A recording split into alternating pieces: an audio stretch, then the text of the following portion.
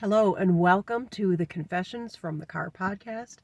I'm Courtney, and today we're going to talk about a daughter, an adult daughter, who is currently feeling conflicted regarding some patterns she has recognized within her relationship with her mother.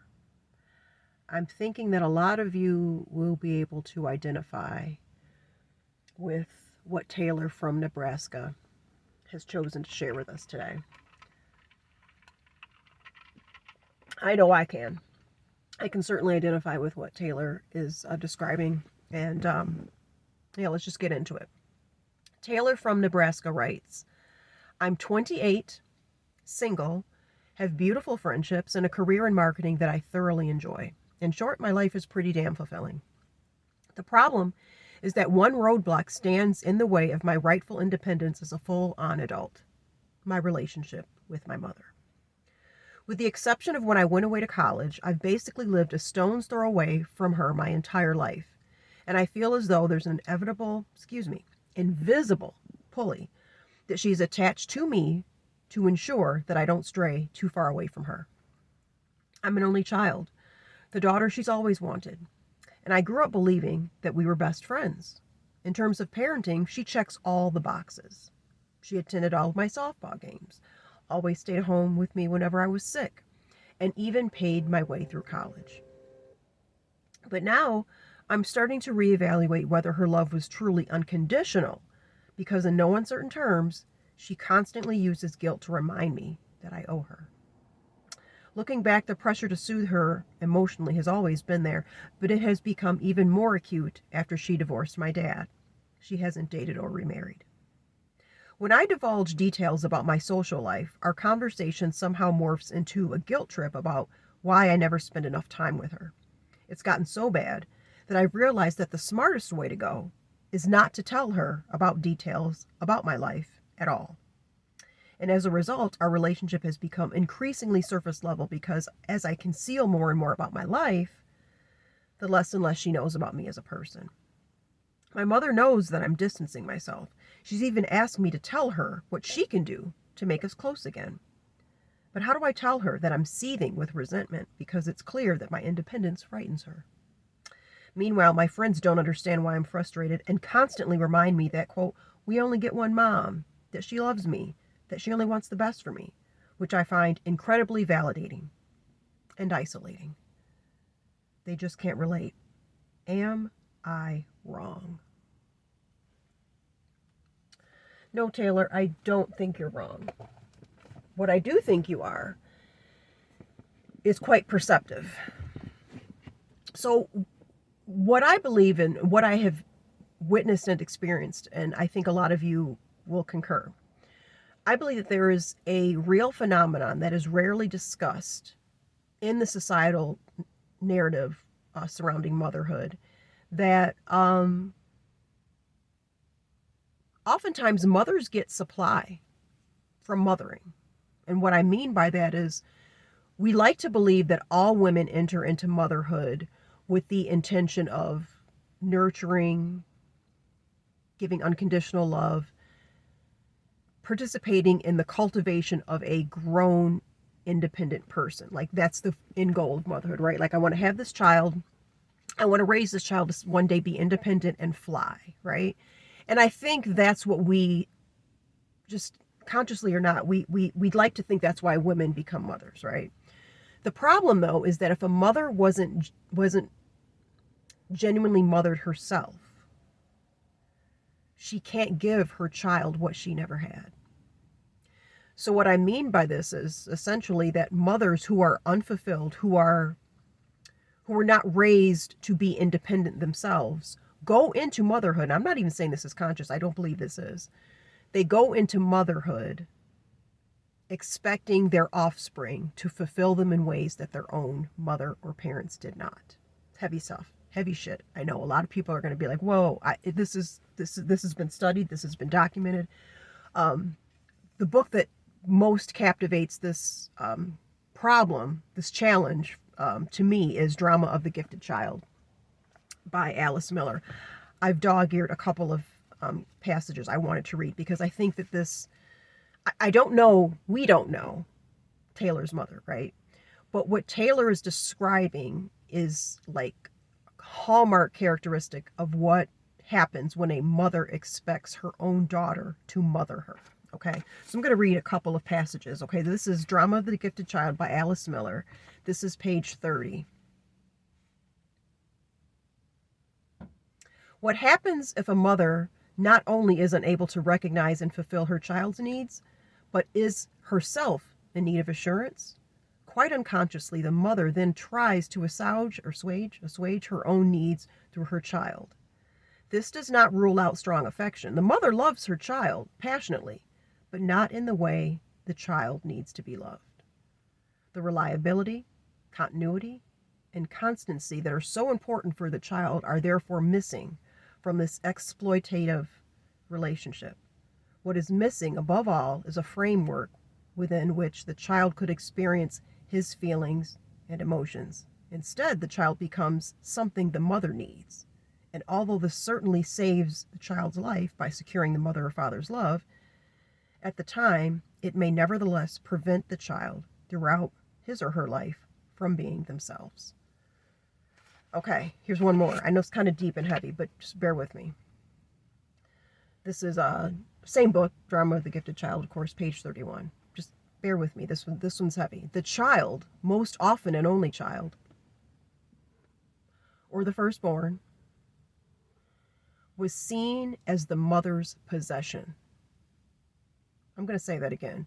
The child, most often an only child, or the firstborn, was seen as the mother's possession. What the mother had once failed to find in her own mother, she was able to find in her child. Someone at her disposal who could be used as an echo and could be controlled, who was completely centered on her, who would never desert her, and offered her full attention and admiration. Okay, that's deep. So let's unpack this. I've often said, and this is my own research to kind of like get to the root of my own issues, I've determined or found out that when faced with two choices, okay, attachment on one end, meaning a child, this is a child, okay, if a child has two pathways it can take. I'm going to be myself, authenticity. I'm going to be who I am on here, over here. And then over here is attachment. The child is always going to choose attachment every single time. And what I mean by that is when we are young, we're at the mercy of our parents. And the fundamental thing we want most, the thing that we most need, is to attach to our caregiver. We know that if we don't attach to our caregiver, we can't provide for ourselves, right? We can't keep ourselves safe. We can't feed ourselves. I mean, the primal need to attach to our caregiver, primarily our mother, is so strong, right? We are biologically wired to do so because our very survival depends on it. If a child realizes that they have to choose, I can't show my mom I'm upset because I've done that before and she's gone off, or I can't be too needy because I've done that before and my mom gets dysregulated and I can't do that. A child is going to cover up their needs, cover up their emotions, cover up their personality if need be, if that's what it takes to attach to their caregiver. So what that means is, at a very, very primal level, even before we can even consciously recognize or even give language to it, if we sense that we need to be a certain way to get love from our parent, we are going to do it. We'll do whatever it takes. And again, this is not conscious. But when we have parents who were not fully fulfilled by their own parents, they will come to the role of parenthood looking for their child to give it to them. And the child who needs love will do it. We will cover up our authenticity. We will bury that shit deep in the ground because we need to attach. And so we usually don't realize this when we're young, right? And when we're young, we idolize our parents, right? They're like our gods in a way. And so what feels like compatibility or friendship. I help mommy. She loves me. I'm good. She says I'm good. We feel good. We're burying and stifling our identity, but that's okay. We're getting some semblance of love, right? So it's like, mommy tells me I'm good. I help her. She unloads on me and she stops crying. Like, I'm good.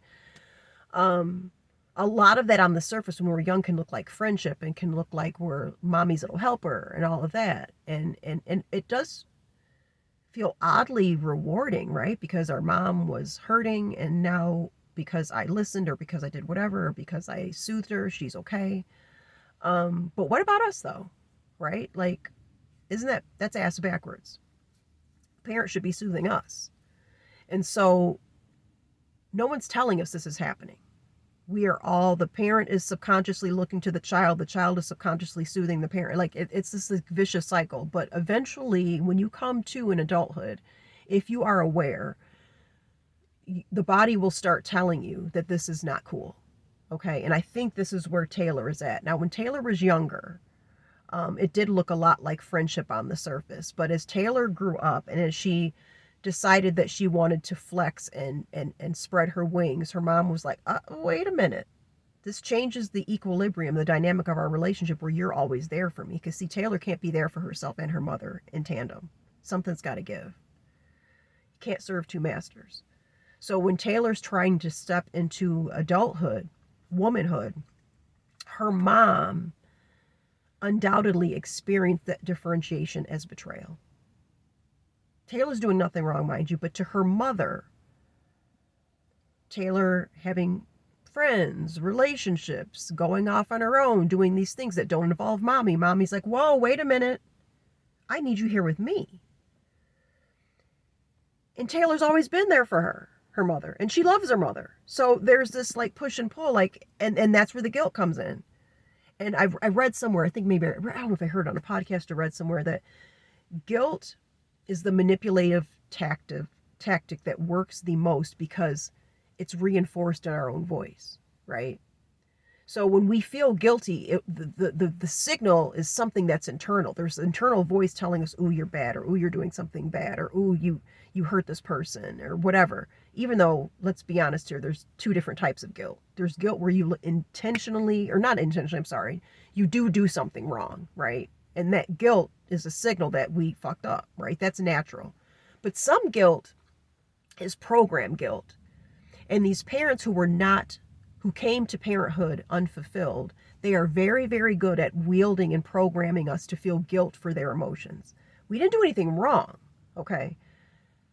They're unhappy. They're unhappy because we didn't fulfill them in a certain way. That doesn't mean that we are wrong.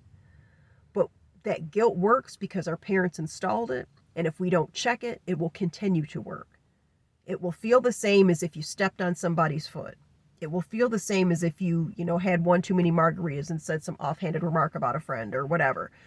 That guilt will feel the same. They're not the same. They're not the same. And so that guilt that we feel from those parents, it's not real. It's like phantom guilt. It's programmed. And so it's not real, but it's extremely effective because it's delivered in our own voice and conscience. It's coming from inside of us. We feel this. They respond, or they react in a certain way, and boom, the trigger is the guilt within us is stirred up and reinforced by our own voice. Oh, we hurt mommy, or we hurt dad, or whatever. They're unhappy, right? And then we hop to and we try to fix, right? Because we've been programmed to do so. So that's where Taylor is right now. And so it's harrowing to look back and realize that what you have long considered to be care is actually control. What you thought was love from your parent is actually programmed loyalty, right? And so no one tells us this. No one tells you this. It's just, we are programmed to honor their mom and father and whatever. And we don't see a lot of this when we're younger, because when we are beholden to our parents, when we're younger, we're at their mercy. We have no choice but to jump when they say how high, right? When adulthood arrives, or when we, cross the threshold into adulthood, then we have the agency of choice. And our parents are not always down with that choice. They don't like that. Because for so long we didn't have choice, see? And so a lot of us arrive in adulthood not realizing that we have choice. Because every time we try to execute some semblance of that choice, we feel the grips of guilt. We feel the grips of guilt because for us to individuate and for us to differentiate means that we have to follow our own path. And sometimes that means, not sometimes, eventually that will mean separating from the parent.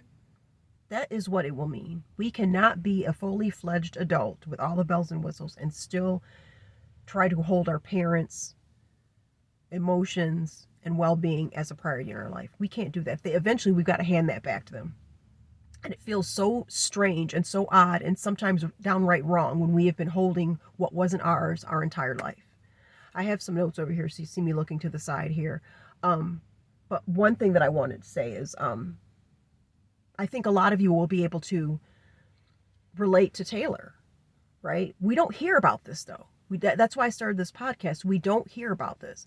What Taylor is describing is not blatant abuse. Her mom's not beating her ass. Her mom's not like, there's no financial abuse. There's not, there's some of that. We'll get to that later on in the podcast. But Taylor's situation is very nuanced. Right? On paper, her mom did everything right. And if you ask Taylor's mother, do you love Taylor? I bet your mother will say yes with every last breath. She loves Taylor. I don't doubt that she does. But what she's also looking to Taylor for is something that Taylor should not have to provide for her. Through mothering Taylor, her mother is getting her own needs met. And now that Taylor is an adult and does not require the traditional mothering that her mom has always done, her mom doesn't know what to do with herself now. She does not know how to be that container for her emotions and that companion and that. Listen, I've said this before, and this is so horrible, but daughters make excellent emotional support stuffed animals. There, I said it. We are naturally empathic. We are naturally caring. Daughters and mothers have a very distinct bond. I know mothers and sons do too. We'll get to that. I'm a mother of a son too. So I'll get to that in a minute. That's a different kind of, that can veer off into a different kind of neuroses, but that's a different topic for a different podcast.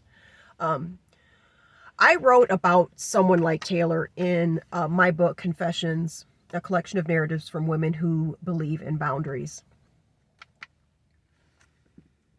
Get your copy on Amazon or Barnes & Noble. The very first story I have is in this book is when you have to love your mother from a distance. I mean, tell me you have a dysfunctional relationship with your mother without telling me you have a dysfunctional relationship with your mother. So Dana knows about this. Dana's Taylor. Here's what Dana writes. My path to healing began the moment I accepted that my mother and I will never have the relationship I've longed for. Let me say that one more time. My path to healing began the moment I accepted that my mother and I will never have the relationship I've longed for. I don't know. I could go on and on and on about this topic. I could go on and on and on and on and on about this topic. And I said it in the first podcast, that my Confessions book series was the catalyst for this podcast.